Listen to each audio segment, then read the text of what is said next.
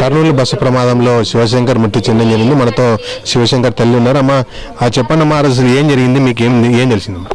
సాయంత్రం 6-7 లోపల పోయినాడు. ఎరిసామి మీకు తెలుసమ్మా? ఎరిసామి ఒక్కసారి ఇంటికి వచ్చి పోయినాడు. వచ్చి పండుకున్నాడు. అక్కడ వేరే వాళ్ళ ఇంటికాడ పండుకొని అక్కడక్కడ వచ్చి ఒకరోజు బొంతలు తీసుకొని జడ్చలకు పనులకు అక్కడ ఇక్కడ పనులకు పోతుండే తరచుగా నా కొడుకు. ఏం పని చేస్తాడమ్మా? గ్రాండెడ్ పనికి. ఆ పని లేకపోయినా వేరే పనికైనా మళ్ళీ వేరే వర్క్కైనా పోతుండే. అట్లాంటి వాడు వస్తుంటాడు పోతుంటాడు కదా అనుకున్నా నేను. వాళ్ళు ఎంత పెద్దగా అక్కడ మరి పూర్తిగా పనికి విషయం తప్పనిచ్చి అక్కడ ఉంటుండే, నిద్రపోతుండే. మామూలుగా అయితే ఇక్కడ లోకల్లో పని చేస్తే సాయంత్రం కంతా ఇంటికి చేరుకుంటుండే. వచ్చి అక్కడక్కడ చిన్నపిల్లలతో మాట్లాడుకుంటూ ఆడుకుంటూ ఇంకా గేమ్లు ఆడుకుంటూ ఉండేనైనా. ఇంకా ఎప్పుడైనా అట్లా టౌన్లో పోయి మళ్ళీ వస్తున్నానమ్మా అని ఫోన్లు చేస్తుంటేని నేను ఖచ్చితంగా చేస్తుంటేని, ఉన్నా చేస్తుంటే లేకున్నా చేస్తుంటే. అట్లా నాకు చెప్తుండే తరచుగా వస్తూ పోతూ ఉంటుంది. ఏం జరుగుతుందో వస్తాడు కదా అనుకొని నేను జస్ట్ నిద్రపోయిన అంతే. మళ్ళీ ఫోన్ చేసిన తర్వాత నాకు ఏం రిపీట్ దొరుకుతుండేనో తెలియదు. నా కొడుకు రానైనా అని నేను మళ్ళీ ఒకసారి 10:30 అయిన తర్వాత మళ్ళీ ఫోన్ చేసింటే ఒకవేళ అమ్మ నేను పలానా చోట ఉన్నాను నేను రాలేనంటుండేనో లేకుంటే నా మాట విని తిరిగి ఇంటికి చేరుకుంటున్నానో తెలియదు సార్. అంతే. నాకు ఇంతకి ఎన్నిసార్లు చెప్పినా ఒకటే, ఏ మీడియాతో మాట్లాడినా ఒకటే. Cell phone Shivashankar cell phone ఎరిసామి తీసుకోపోయినాడు ఆ రోజు. మీరు ఫోన్ చేసిన అంటున్నారు కదా? నేను చేసిన పొద్దున ఫోన్ చేస్తే రింగ్ అయింది.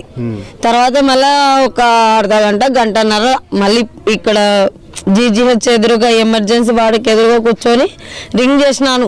తిరిగా ఇప్పుడు మామూలుగా అది భూత్ బంగ్లా కాడికి పోయేటప్పటికి అంతా అడిగిపోయి కొద్దిగా అది బాడీని చూసి మళ్ళీ రింగ్ చేసిన. నా కొడుకు సెల్లు ఒకవేళ పోలీసులు వాళ్ళ ఆధీనంలో ఉందా, ఇంకెక్కడన్నా అక్కడే పడిపోయిందా, ఒకవేళ రింగ్ చేస్తే మళ్ళీ రింగ్ అవుతుంది కదా, అమ్మ నీ కొడుకు సెల్లు మాకు దొరికిందని చెప్తారని నేను మళ్ళీ తిరిగి ఫోన్ చేస్తే లేదు, ఇంకా స్విచ్ ఆఫ్ అయిపోయింది.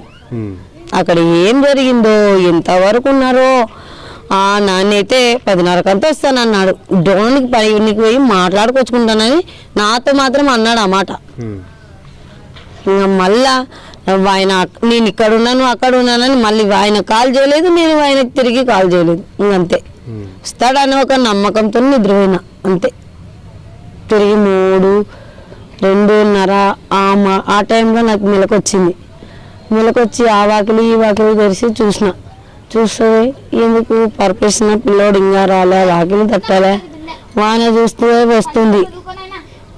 ఏదో భయం వేసింది సార్, నాకు చాలా భయం వేసింది.